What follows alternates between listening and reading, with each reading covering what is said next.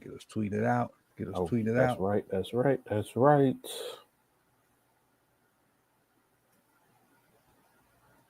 I think Hmm. we good to go on my end.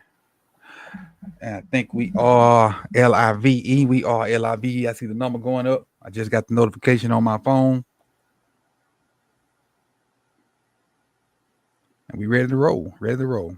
Welcome back to another episode of Draft Junkies with myself and Chris Just Joking. What's good, Chris?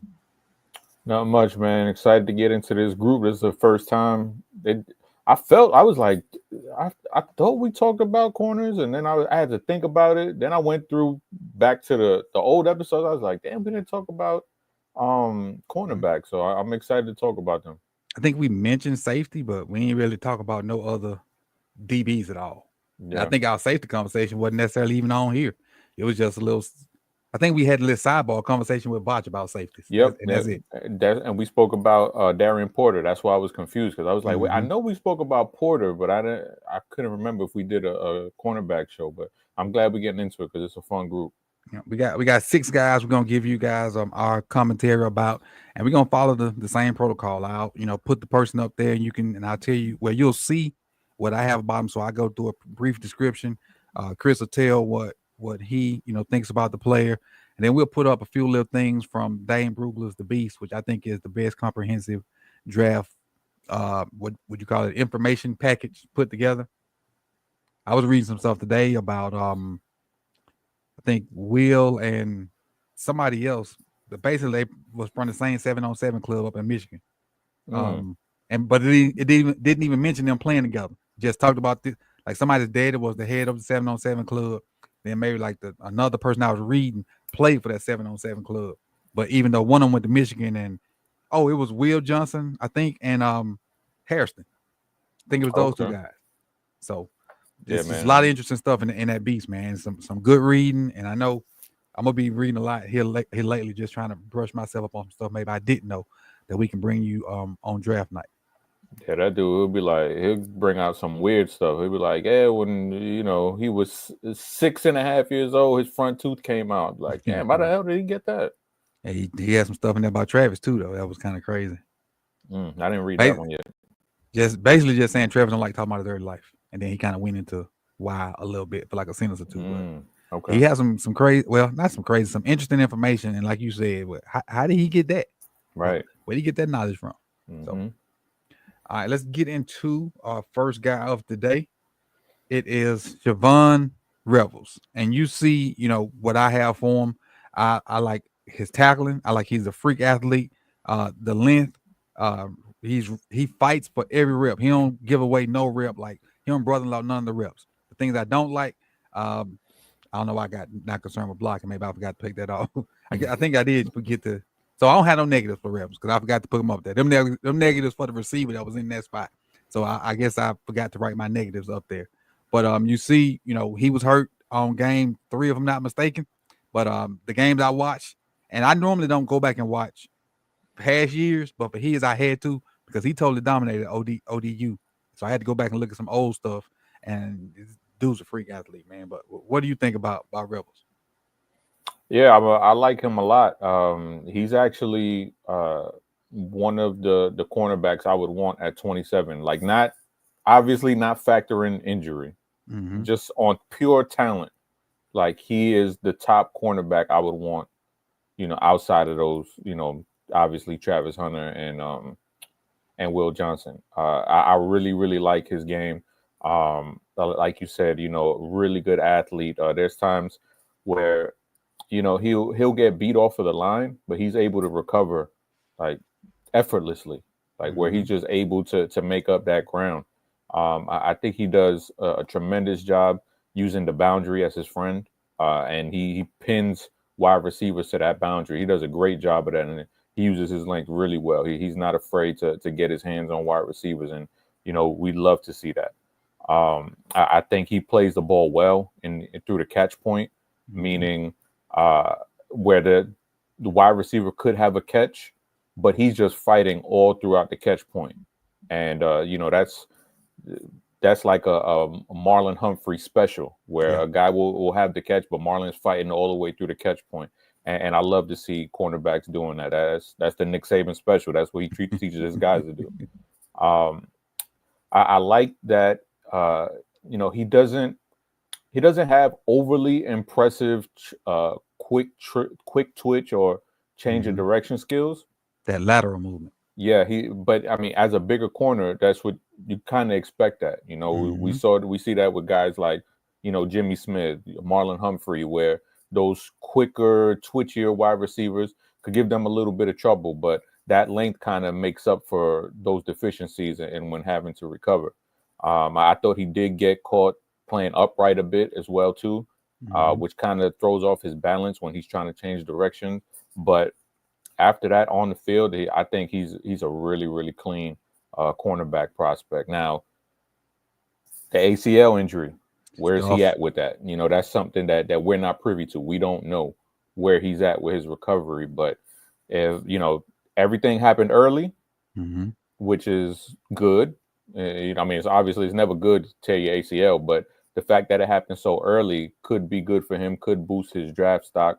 Um, and then the other factor with when it comes to his draft stock is he's an older prospect. I Mhm. think he's 24 or something like I that. got it. I'll let you know in just seconds right here on this page.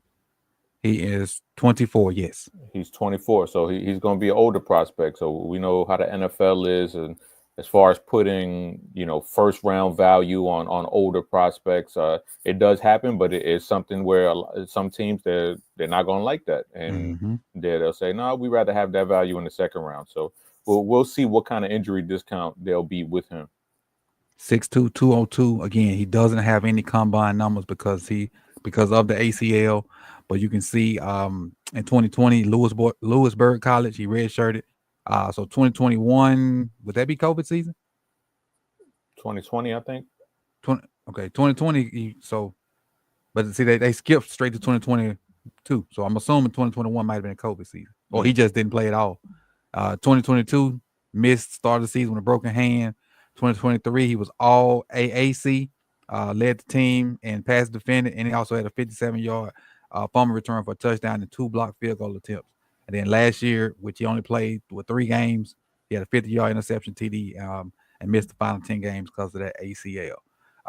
And I just want to go back to these weaknesses because I didn't have any, but Dane Brugler says his weaknesses are he's thin limbed and doesn't carry heavy mass on his frame, but he looks like a wing guy. He's built like Scottie Pippen. Mm. Gets upright in the pedal, which Chris just mentioned, can do a better job of staying on the same plane and vertical transition, and that affects him because he don't have that good lateral quickness that some of the smaller guys got. But with a cornerback, you got to kind of, if you're gonna get a fast, tall guy, he probably not gonna be as good, side to side. So you kind of got to keep him in one spot. Them Right. tall corners don't necessarily be good covering slot guys. You got to keep them outside and let them do their thing out there. That says he will be 24 on draft weekend. He's already 24, and like I just said, before I even read this, he's outside corner only at East Carolina, primarily to the boundary, and that's what you're gonna get out of a taller corner. I mean, if you find a tall corner that can be twitchy and be fast and long, you got a unicorn. But it is what it is. And if you get in a good right system that plays what he's good at, which is kind of fits a person we're gonna talk about later on, I think he'll be all right. I agree. Like I said, just talent wise, and as far as projections are concerned, he would be the top cornerback on for that I would want for the Ravens if you know without being privy to any kind of injury information. Gotcha. All right. This next on our list is Maxwell Mad Max Harrison, cornerback out of Kentucky, junior. This is one of the few juniors we've had, on hand. It may be redshirt junior, which means he's technically a senior, but we'll see in just a second. 10-yard split, 1.5. Actually ran the 40 at the combine, ran a 4.28. If he was not the fastest, he was one of the fastest corners. I think he was the fastest corner, wasn't he, Chris? At the combine. He might be. Yeah, he might be. But I'm what not I 100 like about percent him sure. is ball skills, short area quickness, football IQ, and that long speed. But I didn't like I felt like he was too skinny to come up and help in the run game. and it needs to be better in press man. He kind of lunges a little bit and kind of gets off balance and misses his shots in press. But what do you think about Maxwell? Yeah, so I spoke about with Revel how he can recover. To me, Harrison is probably the best at recovering. He had just easy natural speed. Like there are guys who run fast at the combine, and you're like, that didn't really show up. Kind of like somebody that we're gonna talk about on this list. But with Harrison, what he ran at the combine, that's how fast he is on the field, and I was really impressed with his ability to recover. And unlike Rebel, he kind of has that short area burst and agility, which you would expect from a guy who's not as big, not as heavy. 5'11", I think that's 5'11", right? 6 foot, but they ain't got him 6 foot. 6 feet, 183 pounds. 183, yep. So you kind of expect him to be able to move in that short area and have a little bit more agility, and I do like him there. Like you said, he needs to get stronger. And just have a more physical mentality with wide receivers throughout their route. In the NFL, there are certain guys, the Ravens just got one, like DeAndre Hopkins, who they want to box you throughout their whole route. They be like, bring it. Yeah. And if you can't match that physicality, doesn't matter how fast you are, doesn't matter how good you recover, without that physicality, you're not gonna last in the NFL. Or you're not going to be a starting cornerback in the NFL. So that's something that he definitely needs to work on. Obviously, the ability to match and mirror wide receivers and have great anticipation. I thought those were pluses. Another negative, the tackling leaves a lot to be desired.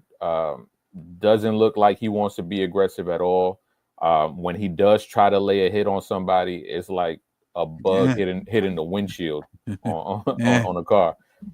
So that's again physicality. All of that has to improve, and that can be done. Getting him in the NFL weight room. I mean, but the mentality has to change. I think. Right. Nate Wiggins, he was a guy. His tackling wasn't great coming out of school. I still wouldn't consider it great, but the want to be physical. That's the part that needs to change. The mentality, and I think in Wiggins' sophomore season, you saw there was no want to be physical. Right. Then his junior year, there was a want to be physical. There was an effort to be more physical, and you saw that kind of carry over into the NFL. Now he's not Marlon Humphrey when it comes to physicality, but when it comes to at least trying, at least being down to do it, and just choosing not to, that's the difference. And right now with Harrison, it's the want to isn't really there right now. One thing on here that it said, and I was waiting on you. Oh, the want to and his run support is night and day better than when he arrived. Well, if it's night and day better than when he arrived, it had to be non-existent when he got there. He saw the ball carrier, he probably just went to the sideline and sat down because it was terrible. Now, what I did enjoy though about him is the fight in the Texas game. Him and them Texas receivers went at it. That was a good. If you guys can get your hand on Kentucky and the Texas game, and don't forget the score. Just watch the battles between Harrison and the two receivers from Texas. That's some good stuff to watch. Some good back and forth to watch. So. But I say those negatives, but I did like his take. Like that ability to match and mirror wide receivers, that's very valuable. You know, but I just want to see a bit more physicality with him, and I think that's the difference between him, being like a Ladarius Webb, because I think a lot of the things Webb did well in coverage are the things that Harrison does well. But what Webby was physical. Yep. He was throw his body. He was a safety in college, so he was used to throwing his body around, being a good tackler, and that's the difference with Harrison right now. So I like him, but I didn't love him. Right. And he said Jalen Ramsey is his favorite player. They share similar confidence. You got to be able to back that confidence up though. Right. Saying it is one thing. I could say I could shoot like Steph Curry. That don't mean it's crap true. That don't mean it's true at all. But as far as his time on the field, 2022, 12 games at Kentucky, 2023, 13 games. Then he had 5 interceptions last year. And this year, I'm pretty sure people like knew who he was. He only played in 7 games and had 1 interception and 5 pass breakups. But at that point, people probably kind of knew who he was and what he can do. And when he was out there, probably shied away from him. Because if you don't have a halfway decent corner opposite of your really good corner, that halfway decent corner is going to get torched, as we know. As we all saw this year with number 21. So, but that's what it is. Next guy on our list, Jade. I hope I'm saying that right. Barron, cornerback from Texas, number 7, 5'11", 194. He ran a 4.39 at the combine. Ran a 1.5 split. What I like about him, his breaks on the ball, the way he sits and plays catch man. You'd be stupid to run hits on him because I don't know if I didn't see it close enough to see whether he was T-stepping or running out of that break like D-Hun and what's the boy name? They don't even need to name him. But this cat breaks on the ball like probably one of the best I've seen, in this little set of 6 that we did. Real aggressive, 5'11", but I didn't know he was 5'11" until I started typing this up. He plays bigger than that to me. And he's one of the few that while he's not good at tackling, he don't mind just running up in that, throwing his body around. Now he gonna throw it around safely. But at least he'll go in there and sniff and see what's going on. Some of these cats won't even sniff. But I got breaking on the ball, his physicality, especially in press, great instincts and position versatility because I think he can play inside or out. And too aggressive and go along with tackling would be the negatives I have for him. What do you have for Jade? So versatile guy. Mostly played slot for Texas prior to this year, and this year they had to line him up on the outside, and he held his own. I think I put out some rankings yesterday about safeties, and I have him in there. Not because I don't think he can't play cornerback. I think he can, but I think if you have him lined up at safety in that Brian Branch role, I think he can have Pro Bowl upside because when he was just when Texas allowed him to just be, line up in the slot in the middle, he was just a playmaker. He was all over the place. I thought he had great timing as a blitzer. I thought he was a smart tackler with the angles that he takes. Playmaking ability really shined when he was in the middle. You could see the football intelligence that he has. It's just causing chaos when he's in the middle. And I think when he was on the outside, he was solid. But it's kind of like Kyle Hamilton. When Kyle Hamilton can play deep safety, but when you see Kyle Hamilton around the line of scrimmage, now he's wreaking havoc. And I think although they're different players, I think Jade Barron, he has that same kind of effect and the same kind of intelligence because if you could play outside, you could line up on the inside in the slot at safety. Like you're a smart ass dude, on the football field, and he excelled wherever they put him. So I think that Brian Branch role, I think that'll be just the perfect spot for him too. Now, again, we mentioned with Savon Revel, the age thing. He's going to be 24. Well, I think he's already 24. No, he's going to be 24 this year. He'll be 24 soon. He's like 23.9 something. I think like in December. 24 in December, yep. So December he'll be 24. So, again, another older prospect, and we know how the NFL feels about that. But man, this dude, he's a fun watch and one of the smartest players that I've seen in this class, period. Thinking back when I was watching it, a lot of the plays he made, if you kind of put it in context, it would be like a safety role. Because I know they ran something away from him and they had to throw it across the field to get it from the other DBs. He made a play from the cornerback, but on the other side. Kind of like while he was playing center field because the guy that he was defended ran a short route. So he just kept sinking and ended up making a play like a safety. So him in that branch role at that 4.3 speed with that athleticism, I definitely can see, if your defense got like what the Cowboys used to call a star, that role, Yeah. He definitely could do that. And again, physicality, but he gonna have to be more physical. His tackling is gonna have to. He's just gonna have to do it. If they put him in, if he play in anything other than the outside, he gonna have to tackle because they'll scheme stuff up to leave him unblocked and then let them backs do what they do to him. Yeah. But I didn't think about him as a safety, and one of my favorite safeties is his teammate. So Oh, how Makuba. they go. Yeah, I Yeah. really like Makuba. I like Makuba too. If we had to pick safety, I want Makuba or the other kid from Starks. Makuba or Starks. I don't want no parts of Imawari. Yeah, I'm good on that. If it's the second round, we talking, but not the first round. Yeah. Not first round, right? Yeah. Well, I only want Makuba in the first round. Makuba would be second or third. Yeah. No, I don't want Makuba in the first round. The thing with Makuba is he ain't gonna tackle nothing, but he gonna play some center field. Mm-hmm. He gonna play some center field. Next up, old Will Johnson. This dude right here had me considering my number one corner thing. After watching him for real, this dude had me almost reconsidering, and I like this dude a lot. Didn't do nothing at the combine. I like his versatility, his burst out of breaks, great technique, awesome in man coverage. He can have issues finding the ball sometimes, but to the point where I probably didn't need to put this up there. I just was looking for negatives to put on this graph.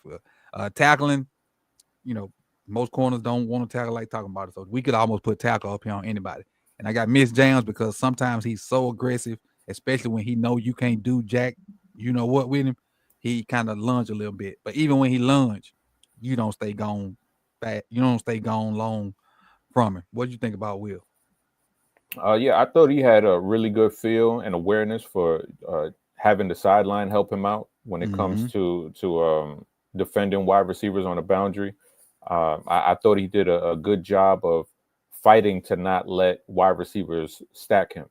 Right. So he get beat off the line, and I thought he did a good job of just getting to a spot and kind of getting in the wide receiver's way so he can't be stacked. I thought he did a really good job of that, and that shows great awareness on his part. I thought he showed up. I thought he showed up well in run support on some occasions. There's times where you can see him, and I don't know if that's because it's just the 2024 season didn't go how he wanted to, but I think in 2023 you see a lot more physicality, especially in the playoffs.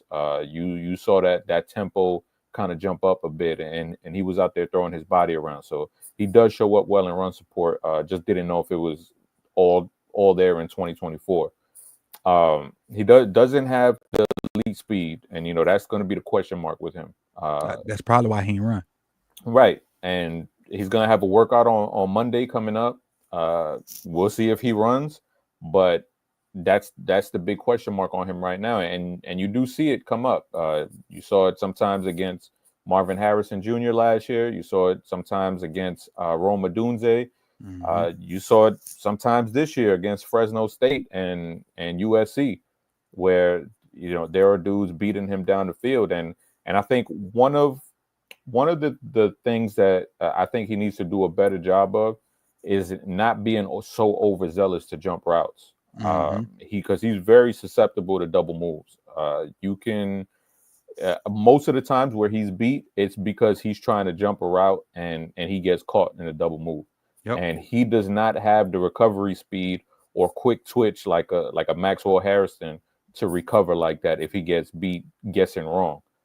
So if you can get that out of his head, try to have him play a little bit more disciplined and not try to jump so many routes. I think that would be a great advantage for him. But I say that, but I knew the blow was coming. I say that, but then he has a knack for getting his hands on the ball and making big plays. So it's kind of like a Marcus Peters things where you live with the good or you live with the bad, because he does make big time plays, and somebody who can be a playmaker like that, you kind of live with those gambles in a way, but you just wish he had just a bit more quick twitch. I think if he had that quick twitch and long speed, he'd be a no-brainer top 7 guy in this draft. Let me ask you this question, and this kind of is along the lines of Johnson here. if for every 100 yards he gave up, he had a pick six, would you take that? Of course. Me too. And if I'm not mistaken, that's kind of what you get out of him because he gambles so much that when he's right, he look like a genius. And look, you're talking to somebody whose favorite corner outside of Dion is Marcus Peters. Like I love Marcus Peters. I love how crazy he is. I love the ball skills. So anybody who can get their hands on the ball and create turnovers, I am 100% good with that. Yeah, the more you score on defense, the higher your chances of winning go up. So, like you said, and I one more thing before we get out of here. He don't have the long speed like some of these other cats, but I think he has better side to side quickness. Would you? How do you feel about that? I think he has quickness outside. It's just the burst.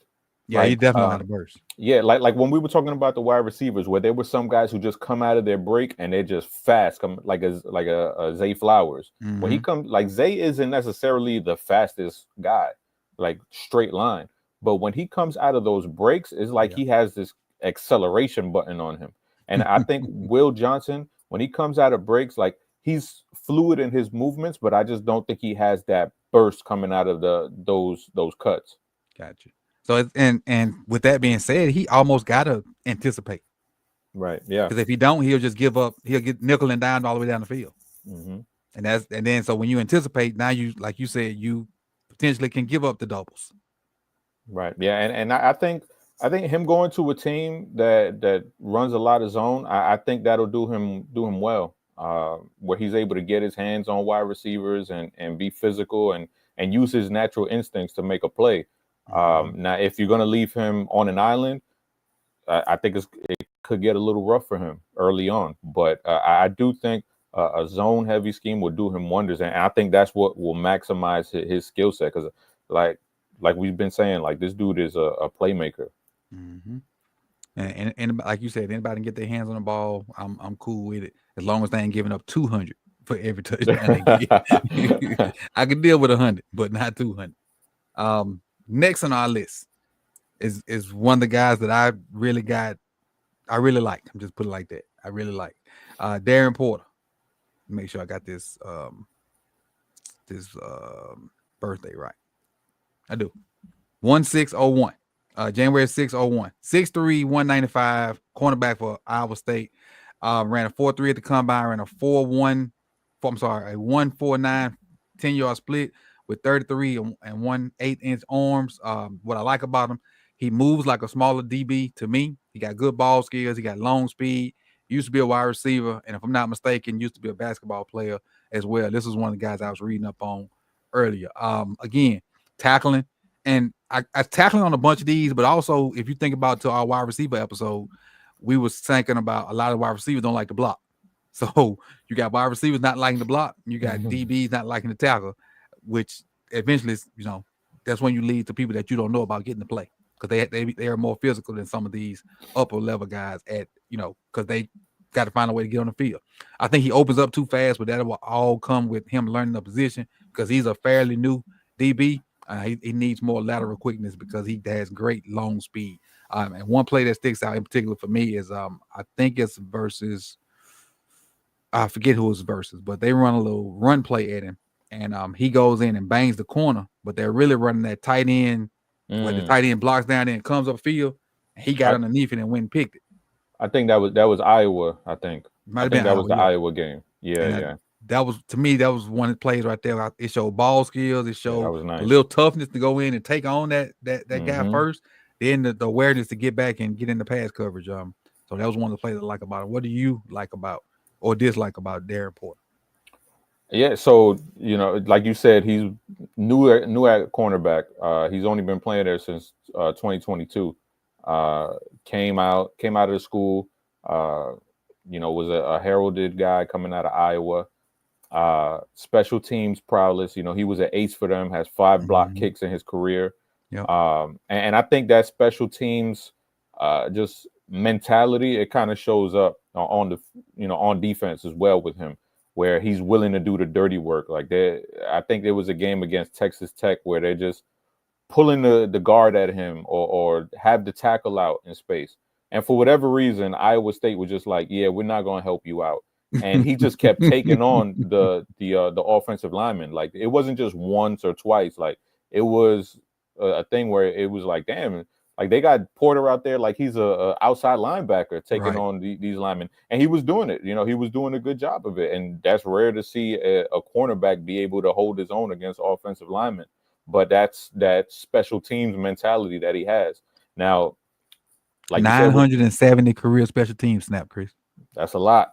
That's a lot, and you see that mentality in his game now. What I wish he had more of in his game was better tackling, because his tackling, for somebody who played that many snaps as on special teams, and it's not like we spoke about with Harrison, where Harrison just didn't look like he was interested in it. He's interested in being physical.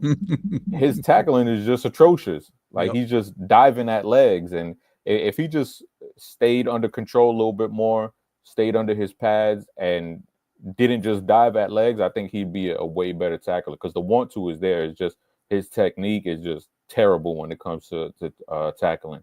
Now, as far as wide receiver, cornerback play and being able to cover, it's a rare combination of size and athleticism for a dude that's this big, this heavy. It's just rare, the movement skills that he has. And this is another guy who he can guess wrong, and he's able to recover because of his length, because of his speed. And that's tantalizing. When you see that on tape, you're like, oh, okay, we can do something with that. If he can just learn more of the little tricks of the trade. And somebody who he reminds me of a lot, he'll obviously, the Tyreek Woolen one is there, but there's another guy who, because people forget, Tyreek Woolen came out and he was good year one. Right. Like Wasn't he like picks. all pro or something like that? He had more picks than Sauce. Yeah, so and 3 pick sixes. I think with Porter is going to be more of a slow burn, and it kind of reminds me of a Zion McCullum, the cornerback from the Buccaneers, who was another guy who was big, athletic freak. But it took some time, and I think it's going to take some time with Porter. But just the way that this dude can make plays on the football is really impressive. The ball. I mean, former wide receiver, so he has ball skills. I just think learning the tricks of the trade is going to take a little bit of time, and whatever team drafts him is going to have to be patient. But I think that they could have somebody who definitely has the skill set to become a plus starter in this league. And like you mentioned earlier, he's already 24. Yeah, he's an old bag, just like a lot of these other dudes. He got 6 years of stats right here: 2019, Jesus. 2020, 2021. Might have went to high school with me. Right. He is he down there. Red shirt in 2019, pandemic in 2020. His stats for 2021, 2022, and 2023, block punts. Then he was honorable mention last year. So he really got most of his burn last year. But I mean, it takes a while when switching over. And some of these blank years may be these first 3 years may just be special teams tackles when he was playing wide receiver. And they don't have offensive stats over here because he's a cornerback. So, these may just be special teams tackles in these first 3 years. Yeah, he made the switch at 2022. Okay. There it is then. All right. And Darren Porter's a guy, and not a guy that I would like in the first, but if he was there later on, I think he's a guy that we could, have some fun. And by the time we have to have him play, which might be right now, depending on JADIR and somebody else. But he, give him a year, he'll be straight. I think. I like the ball skills. You can't. And I do too. That's long and short of. I like him. Yeah, I like him. Whenever you have these kind of physical traits, whenever you can have the type of ball skills that he has, we can work with that. Let me get that. All right. Next guy on the list, Azaria Thomas, Florida State, Niceville, Florida. I think. I want to say I'm 0-2 versus this cat. Should have. Let me tell you a quick story. should have been 1-1. Our kicker got hurt, and so we used the JV kicker in the game we played them in Niceville, and he kicked off twice. We beat them, but we had to forfeit the game because at the time the JV players couldn't play any varsity. So that kid he played wide receiver and JV, and then he came up and kicked for us in varsity. And because he kicked them 2 plays, we had to forfeit that game versus them. Oh, damn. But it was the first time I school I was at, the first time they had beat them, probably 10 or 15 years. Because you don't go to Niceville and get very many victories. They got it for real college atmosphere in high school. The kids go nuts. They have they be popping the confetti and throwing chalk powder in the air, and they be cutting up. They be cutting. It's a tough place to go in and get a victory. But Zaria Thomas, what I like about him, I don't know why I put Florida State up there, but he's at Florida State. I know why you didn't. Right. Some people know. Some people know. Hendo might know why I put it up there. Right. You see, you saying nothing going than go on this thing. Nothing. But I think his feet match his eyes, even though he don't have the greatest feet. His eyes are kind of always in line with his feet, but his feet ain't the greatest. He got a long frame. He competes with 50-50 balls. And, most of the time, wide receivers can take advantage of 50-50 balls and make them 70-30 or 80-20 at some point. With this cat, they're going to stay 50-50. If he can stay in phase and have a chance to get at it, they're going to stay 50-50 balls with him. And he's very good in press man. Just if he misses his jam or if his technique gets off, he ain't got the speed to catch up. But it's rare that his technique is off. He's really good technique. Foot quickness and long speed is questionable. As you can see, I don't think he did anything at the combine. What you think about Zaria Thomas? Yeah, I liked him. I obviously, you put the tape on and you see his length right away. The length, the physicality. That going and goal bothered me. I'm sorry. You gotta shield your eyes from it. Yeah, that was good. The physicality that he has. I think he's the most physical cornerback that we've spoken about today. And he ran his pro day. Yeah, he ran 4.58, right? Mm-hmm. Yep. So physical cornerback in this class, and not just throwing his body around, but actually being able to wrap up and take ball carriers down. I think he does a good job of that, and that physicality shows in the way that he covers. He wants to be a physical cornerback. Mm-hmm. He's not trying to just match and mirror you. He's trying to make your life hell and fight with you throughout the whole route. And I love can't that. Run with you. Right, exactly. That's exactly what it is. And when you have that length and you have those deficiencies with your long speed or your quickness, that's how you try to equal the playing field. Is all right, I need to beat you up so you can't run past me. And I think he did a good job. And even though he has the questions about his long speed, you don't really see him get beat deep a lot because he's able to get his hands on players so much. And I think you mentioned that with Will Johnson, where you wanted to see his punch kind of be a little bit more accurate when he's jamming. This dude is CompuBox has him at like 95% because he's accurate as hell with his punches when he's trying to jam receivers. So I really did like his game. I did think he got a little bit grabby on top of routes, which we see Marlon Humphrey do all the time. Mm-hmm. That's part of the game when you're talking about these physical cornerbacks, and it's just something you have to live with, and they'll clean up. Well, hopefully they'll clean up, because there's another guy who came from the same school, Xavier Rhodes, who just could never really get that down packed. And I remember the story of, they said Mike Zimmerman during practice, they put boxing gloves on him so he didn't hold so much. So so hopefully Thomas doesn't have that kind of transition, but I liked him a lot. I'm not sure. He's obviously a popular guy when it comes to first round, being mocked to the Ravens in the first round. I think Daniel Jeremiah had him mocked there at one point. I didn't like him that much, but if he's there in the second round, I like him. I like him a lot. I think he's a good yin to the Nate Wiggins yang.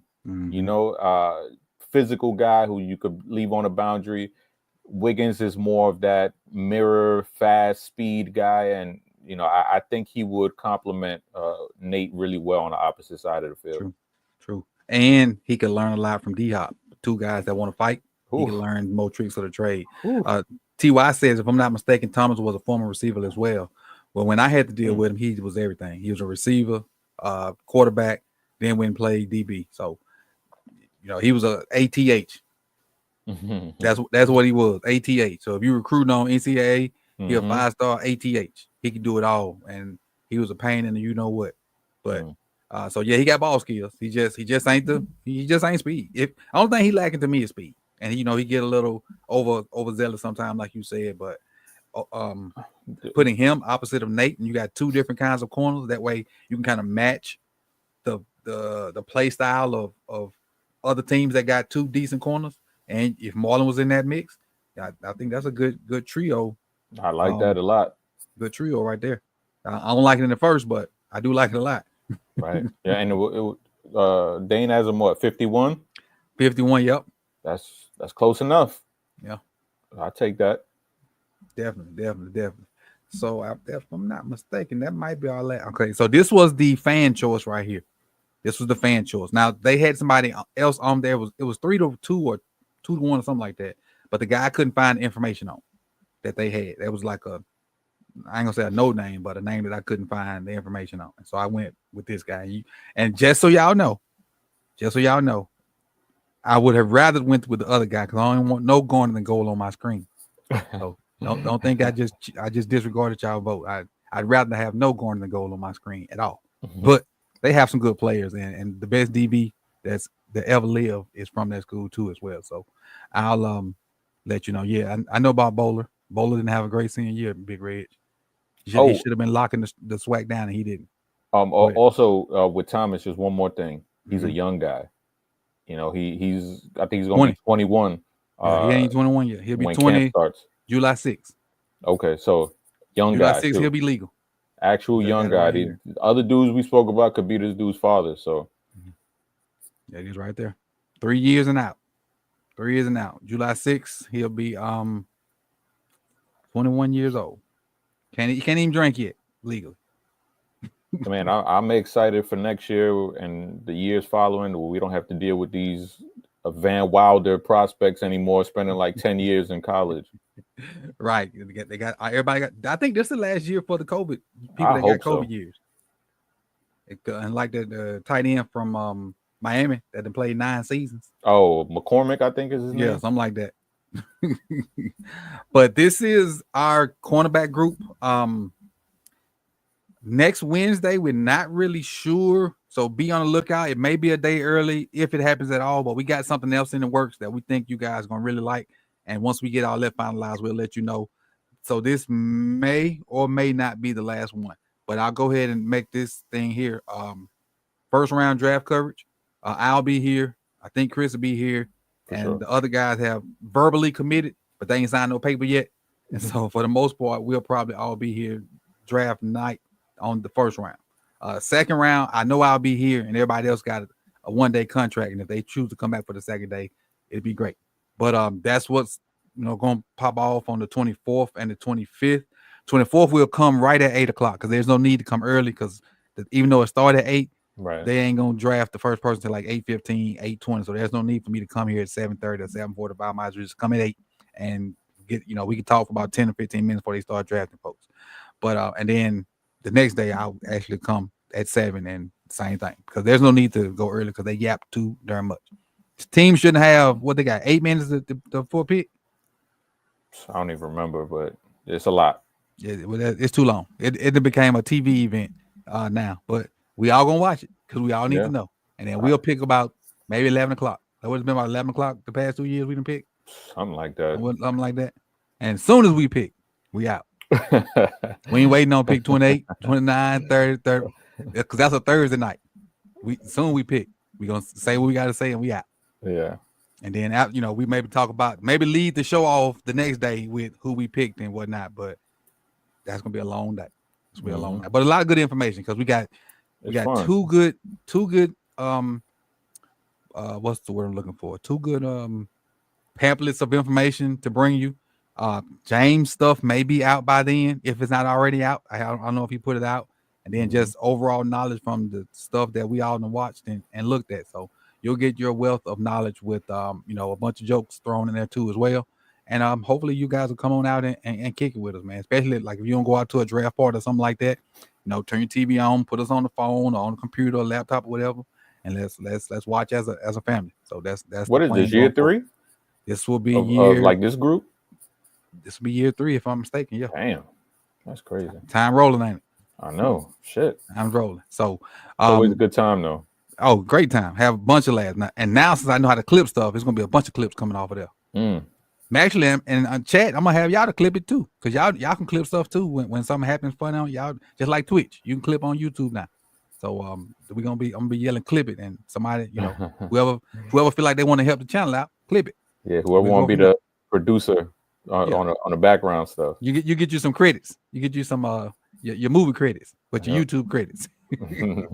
And on that note, man, the guys Jose and B will be live soon. I think soon. And y'all go over there and check them boys out. And I'll be in the chat with them as well. Whatever they got going on this week. I don't even know the topics, but I'll be over there. And I appreciate y'all, man. Y'all could have been anywhere in the world. You got any last words, Chris? No, man. Hopefully we see y'all next week. We're gonna make it like, comment, subscribe, share, and we'll see y'all in the next one, man. Peace.